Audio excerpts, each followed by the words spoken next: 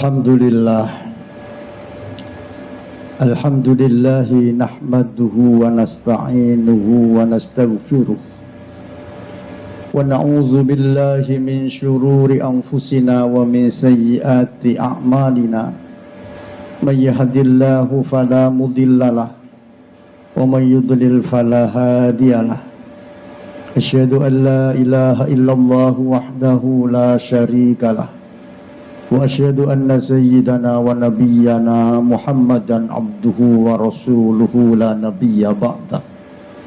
Allahumma salli wa sallim wa barik ala sayyidina Muhammad wa ala alihi wa ashabihi wa sallama tasliman katsira. Amma ba'du, fa ya ayyuhal hadirun rahimakumullah, usikum wa nafsi bitaqwallah faqad fazal muttaqun. Wa qad qala ta'ala fi kitabihil karim, a'udzu billahi minasy syaithanir rajim, ya ayyuhalladzina amanu taqullaha haqqa tuqatih wa la tamutunna illa wa antum muslimun.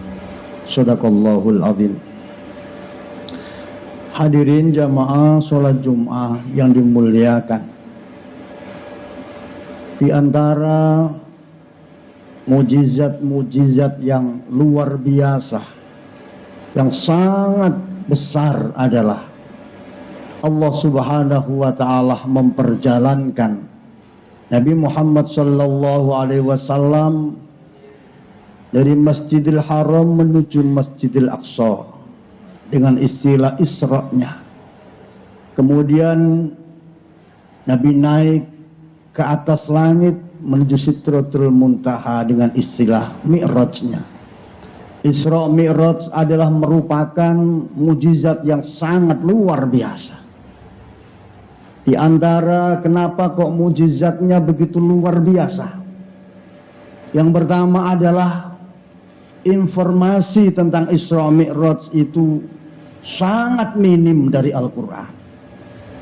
Minimal hanya ada 2 ayat yang menyebutkan tentang Isra dan Mi'raj itu. Dan beberapa hadis yang menyebutkan pun para ulama berselisih pendapat, dan di antara sebagian besar ulama mengatakan hadis-hadis yang bercerita tentang Isra Mi'raj itu kualitasnya adalah hadis ahad, tidak sampai pada derajat mutawatir. Sehingga sebagai sebuah informasi, maka Isra Mi'raj adalah informasi yang sangat-sangat minim informasi, tetapi kebenaran yang sangat nyata benarnya. Sebuah informasi yang sangat minim informasinya, tetapi sebagai sebuah kenyataan yang sangat nyata dan kebenaran yang benar-benar ada. Inilah diantara keluar biasaan dan kehebatan mukjizat Isra Mi'raj. Al-Quran menginformasikan tentang Isra pun dalam satu ayat surat Al-Isra ayat 1. Allah berfirman, Subhanalladzi asra bi'abdihi laylan minal masjidil harami ilal masjidil aqsa alladzi barakna hawlahu linuriyahu min ayatina innahu huwas samiul basir. Di dalam ayat ini sangat-sangat minim berita dan cerita tentang Isra itu. Bagaimana Isra itu dilakukan oleh Nabi. Allah Subhanahu wa ta'ala tidak menjelaskan sejelas-jelasnya. Kemudian berita tentang Mi'raj itu pun di-cover dalam sebuah ayat, beberapa ayat di surat An-Najm. Allah berfirman, afatumarunahu ala ma yara. Apakah kalian menentang terhadap apa yang dilihat olehnya? Artinya apa yang dilakukan oleh Nabi kita Muhammad. Walaqad ra'ahu nazlatan ukhra, dan sesungguh-sungguhnya dia telah melihat malaikat Jibril dalam bentuk yang asli dalam kesempatan itu. Inda sidratil muntaha, yaitu di Sidratul Muntaha. Indaha jannatul ma'wa, di sisi Sidratul Muntaha itu ada jannah tempat tinggal. Idh yaghsha sidrata ma yaghsha, bahwasanya Sidratul Muntaha itu diliputi oleh sesuatu yang meliputinya. Mazaghal basaru wa ma tagha. Tidaklah pandangan mata Nabi itu bergeser dari apa yang dia lihat. Laqad ra'a min ayati rabbihil kubra. Sesungguh-sungguhnya dia telah melihat di antara tanda-tanda kekuasaan Tuhannya yang sangat besar. Hadirin jamaah rahimakumullah. Dua informasi ayat inilah yang memberitahukan tentang adanya Isra dan Mi'raj. Kemudian dari beberapa hadis ahad dapat disimpulkan bahwasanya Isra Mi'raj itu terjadi suatu ketika tahun 620, antara 621 Masehi, yaitu pada tanggal 27 Rajab, dan pada tahun ke-10 dari kenabian Nabi kita Muhammad, 1 tahun sebelum Nabi kita Muhammad dihijrahkan oleh Allah Subhanahu wa taala. Cerita tentang Isra itu meliputi yang pertama, bahwa Nabi kita Muhammad dibelah dadanya, kemudian dicuci dalamnya oleh malaikat, oleh 2 malaikat dengan air Zam-Zam, dan diisi dengan hikmah dan iman. Lalu kemudian diperjalankan bersama sebuah kendaraan yang namanya Buraq, diikuti oleh malaikat Jibril, diperjalankan pada waktu malam itu menuju ke Masjidil Aqsa, dan di sana kemudian sholat bersama para nabi. Lalu kemudian naik ke langit. Langit yang pertama bertemu dengan Nabiullah Adam alaihissalam. Kemudian naik yang kedua bertemu dengan Nabiullah Isa dan Nabiullah Yahya alaihissalam. Lalu kemudian naik lagi ke langit yang ketiga bertemu dengan Nabiullah Yusuf alaihissalam. Lalu naik lagi ke langit yang keempat bertemu dengan Nabiullah Idris alaihissalam. Lalu kemudian naik lagi ke langit yang kelima bertemu dengan Nabiullah Harun alaihissalam. Lalu kemudian naik lagi ke langit yang keenam bertemu dengan Nabiullah Musa alaihissalam. Lalu kemudian naik lagi ke langit yang ketujuh bertemu dengan Nabiullah Ibrahim alaihissalam. Kemudian di sanalah Nabi ditampakkan Baitul Ma'mur, diperlihatkan Sidratul Muntaha. Kemudian Nabi juga melihat 4 sungai, 2 sungai berada di surga dan 2 sungai berada di dunia, yaitu Sungai Nil dan Sungai Furat. Hadirin jamaah rahimakumullah. Kemudian Nabi kita Muhammad sallallahu alaihi wasallam menerima kewajiban sholat 5 waktu. Hadirin, sebagai sebuah informasi yang berdasarkan pada ayat yang sangat minim dan hadis ahad, maka ini merupakan sebuah tantangan besar. Bagaimana orang bisa percaya, orang bisa beriman. Tuntutannya adalah bukan pada bagaimana berita itu disampaikan, bukan lagi kepada bagaimana cara dilakukan, dan bukan lagi bagaimana itu terjadi. Tapi ini tuntutannya adalah iman, kepercayaan kepada berita, siapa yang membawa berita, yaitu Nabi kita Muhammad sallallahu alaihi wasallam. Yang kedua, hadirin jamaah rahimakumullah, Isra Mi'raj merupakan mukjizat yang luar biasa. Mengapa? Karena Isra Mi'raj sebagai mukjizat tidak dilihat oleh seorang pun kecuali dilakukan oleh Nabi kita Muhammad sallallahu alaihi wasallam. Sedangkan mukjizat-mukjizat yang lain terjadi dan dalam pandangan orang banyak. Nabiullah Ibrahim tidak terbakar di lautan api, dilihat oleh orang banyak. Bagaimana Nabiullah Musa alaihissalam melemparkan tongkatnya menjadi ular, disaksikan oleh orang banyak. Bagaimana Nabiullah Isa menghidupkan orang-orang yang mati, disaksikan oleh orang banyak. Bagaimana Nabi membelah bulan, menahan matahari, semua disaksikan oleh orang banyak. Tetapi sebagai sebuah mukjizat Isra Mi'raj tidak ada seorang pun yang menyaksikan, hanya sebuah berita. Dan itu kalau dengan pendekatan akal, dengan pendekatan fakta dan kenyataan yang terjadi, sulit orang bisa mempercayainya. Oleh karena itu hadirin jamaah rahimakumullah, kembali lagi pendekatannya adalah pendekatan iman, siapa yang memberitahu. Kemudian yang ketiga, hadirin jamaah rahimakumullah, Isra Mi'raj sebagai sebuah berita yang sangat luar biasa, mukjizat yang sangat agung. Mengapa? Karena disebutkan di sana banyak tempat-tempat, banyak monumen-monumen yang belum dikenal pada zamannya. Bagaimana di Al-Quran disebutkan Masjidil Haram. Apakah Masjidil Haram sudah ada pada zaman itu? Karena Mekah masih berupa Ka'bah dan dilingkupi oleh berhala-berhala. Apakah ada Masjidil Haram di sana? Belum dikenal. Bagaimana Masjidil Aqsa? Apakah sudah dikenal pada zaman itu? Masjidil Aqsa masih berupa tempat ibadah orang-orang Yahudi, dan di sana belum ada masjidnya, baru dibangun ketika dikuasai oleh pemerintahan Umar ibn Khattab. Dibangunlah masjid. Dan tempat-tempat yang lain yang disebutkan sungguh dalam pengalaman manusia tidak pernah dikenal. Apa itu Sidratul Muntaha? Apa itu langit yang pertama, langit yang kedua, dan seterusnya. Semua itu merupakan hal-hal yang luar biasa yang tidak dikenal pada zamannya, dan itu menjadikan sebagai sebuah mukjizat, sungguh mukjizat yang luar biasa. Kemudian yang keempat, hadirin jamaah rahimakumullah, mukjizat Isra dan Mi'raj menjadi sangat luar biasa karena tidak ada satu pendekatan pun yang bisa mengukur bagaimana perjalanan itu bisa terjadi. Bagaimana jarak antara Masjidil Haram dan Masjidil Aqsa yang sedemikian jauhnya itu. Kemudian dari Masjidil Aqsa naik sampai ke langit yang ketujuh yang sedemikian tidak terukurnya itu.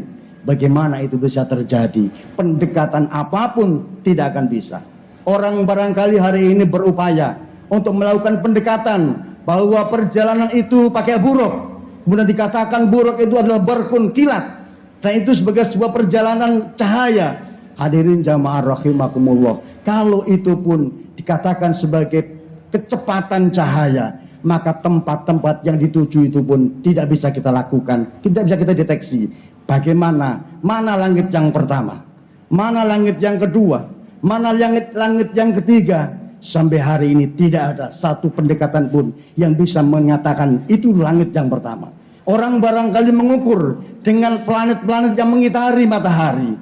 Hadirin jamaah rahimakumullah, dengan ukuran itu barangkali bisa iya jawabannya, tetapi persoalannya Allah Subhanahu wa taala menciptakan di alam semesta ini yang luar biasa planet-planet, tidak hanya galaksi matahari tetapi ribuan galaksi yang ada. Ada 51 galaksi yang sudah terdeteksi, bahkan masih ada 100.000 lagi galaksi yang belum terdeteksi yang jauh di sana.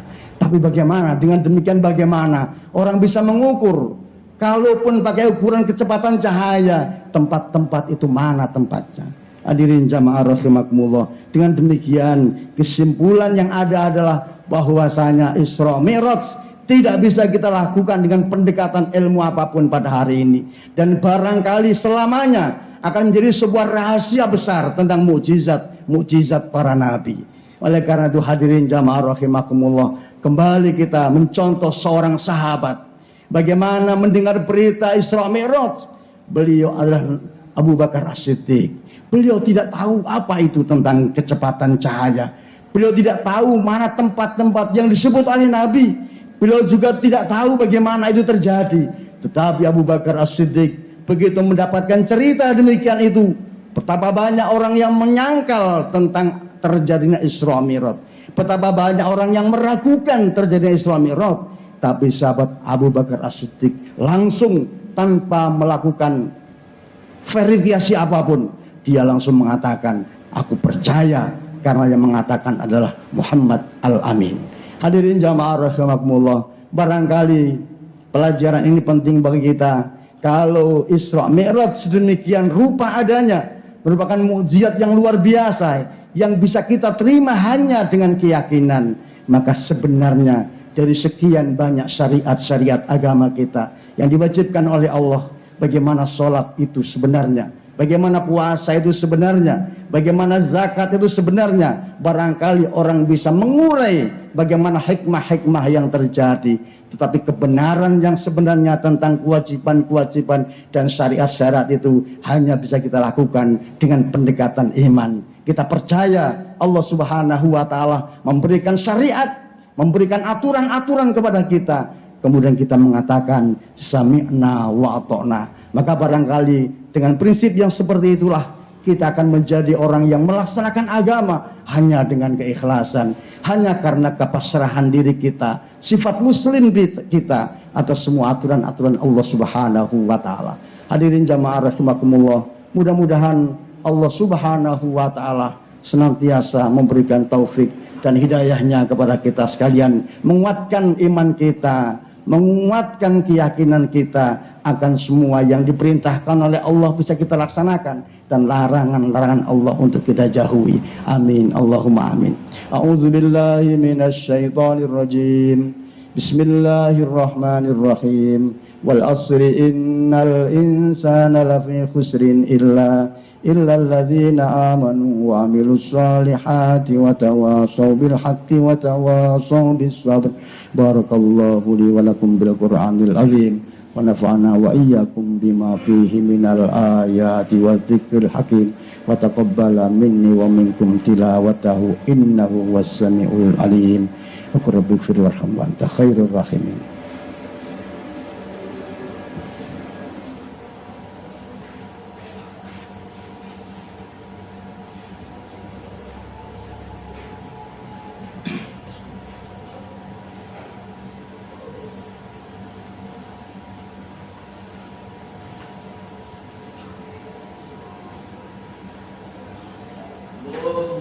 Salli wa sallim ala sayyidina maulana Muhammad.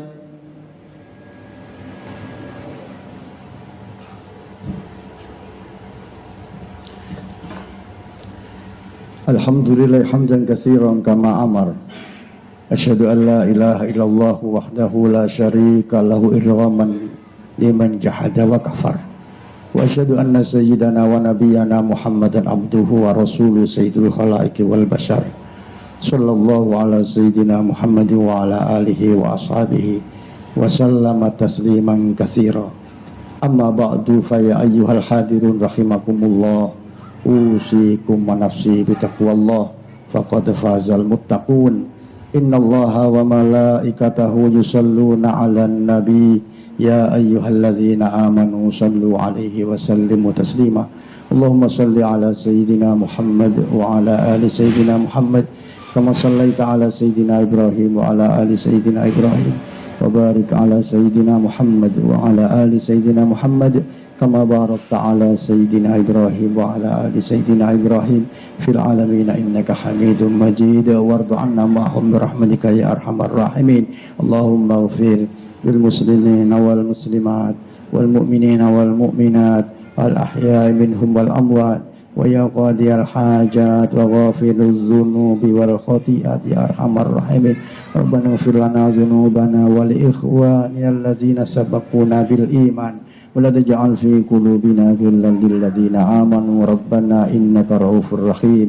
ربنا آتنا في الدنيا حسنة وفي الآخرة حسنة وقنا عذاب النار. عباد الله إن الله يأمركم بالعدل والإحسان وإيتاء ذي القربى وينهى عن الفحشاء والمنكر والبغي يعظكم لعلكم تذكرون ولذكر الله أكبر.